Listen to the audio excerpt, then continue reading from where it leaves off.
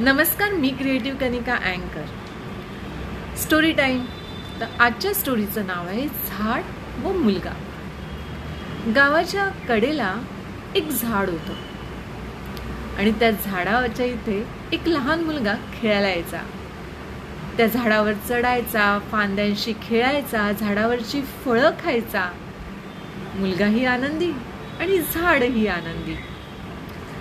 आणि असेच खूप दिवस गेले आणि तो मुलगा परत आला. पण आता तो खेळायला नव्हता आला, चिंतेत दिसत होता. झाड म्हणाला, काय झालं रे?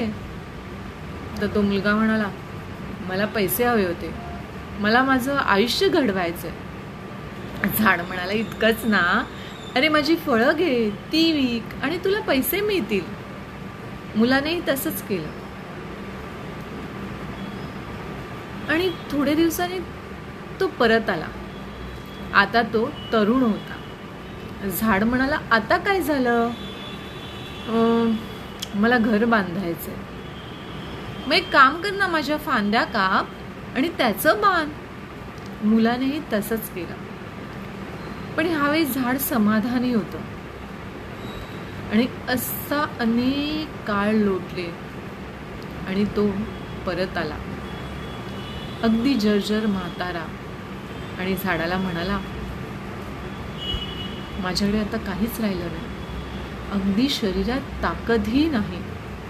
झाड म्हणालं, माझं पण तसंच झालंय रे काहीसं, पण हे जुनं खोड आहे, तू ह्या सावलीत बसू शकतोस.